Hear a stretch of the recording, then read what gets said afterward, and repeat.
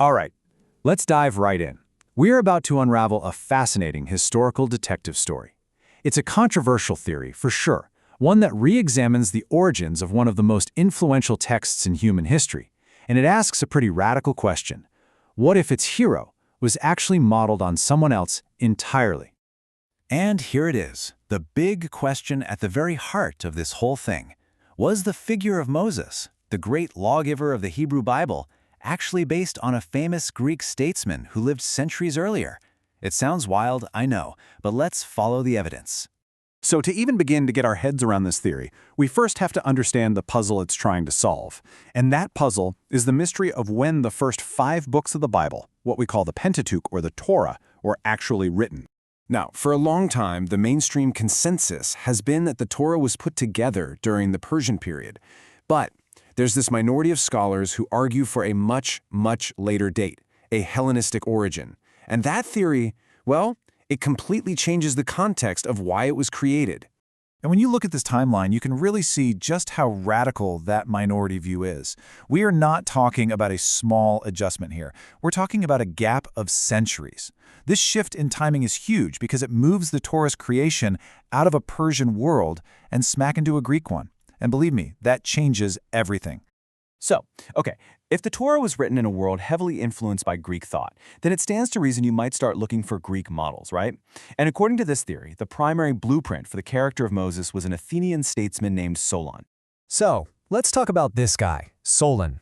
Who was he? Well, he was a huge deal in ancient Greece. He was a statesman, a poet, a lawgiver, and he was appointed the top ruler, the archon, at a moment of extreme crisis. Athens was literally on the brink of civil war, and Solon was the man everyone trusted to fix it.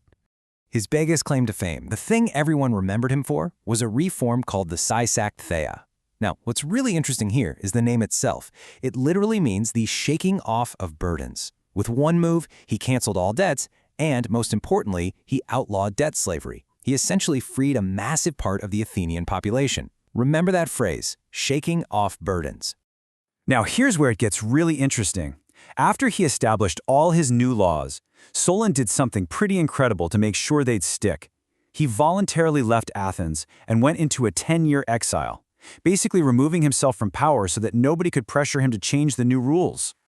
All right, so we've got our template, Solon, the great lawgiver. Now let's turn to the central claim. Could the story of Moses have been deliberately crafted to fit this popular Greek archetype? And when you put them side by side like this, wow, the parallels are pretty striking. Both men step in during a crisis of slavery. Solon's action is called the shaking off of burdens, and what is the Exodus if not a giant shaking off of Egyptian bondage? Both have a crucial connection to Egypt. Solon traveled there to gain wisdom. Moses' entire origin story is set there. And finally, look at the legacy. Solon's voluntary exile to protect the law is mirrored by Moses dying right before entering the Promised Land. It ensures the law, not the man, is the ultimate authority. Okay, fine. The life stories line up in some really interesting ways. But why? I mean, what was the point? Why would Judean authors go to all this trouble? Let's get into the motive. Well, you have to understand this important concept from the Greek world, the dialogtes. It basically means the reconciler. This was a respected figure brought in when society was tearing itself apart, someone who could create harmony by writing a fair legal code. And the poster child for this role? Solon. The theory goes that for a Judean society facing its own deep divisions, creating their own reconciler figure was the perfect move. And what does a reconciler bring with him? Well, he brings a politeia, a constitution. For the Greeks, a written constitution wasn't just a set of rules. It was the bedrock of a nation's identity. It's what turned you from just a bunch of people into a real organized state. You can probably see where this is going. And boom, there it is. That's the heart of the whole argument. The Torah was framed not just as some ancient divine revelation, but as a rational, logical, written politeia. And Moses, the great reconciler, delivers this perfect constitution to unify a divided people trying to hold their own in a very competitive Hellenistic world. But wait, the story doesn't end there. It gets even better. Because borrowing the model was only part one. What they allegedly did next, well, it was a masterful act of cultural judo that turned the tables completely on the Greeks themselves. To get this, you have to picture the intellectual climate of the time. In this era, being older meant you were better. It was that simple. If your culture, your laws, and your philosophy were more ancient than everyone else's, you won the argument. Cultural priority was the ultimate trump card. So, here's the three-step playbook. According to this theory, Step 1.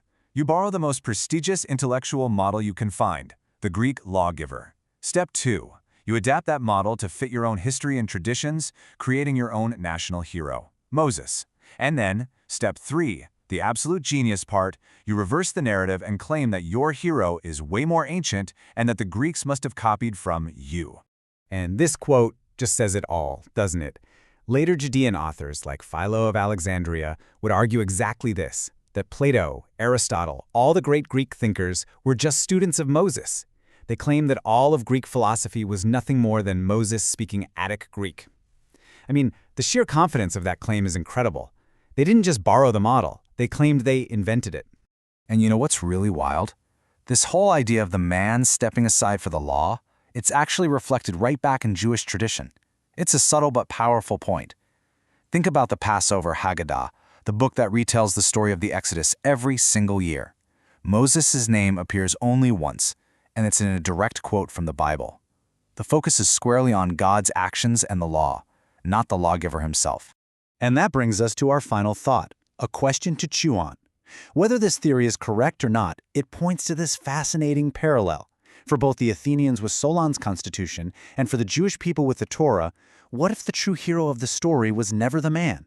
What if, all along, it was the law itself?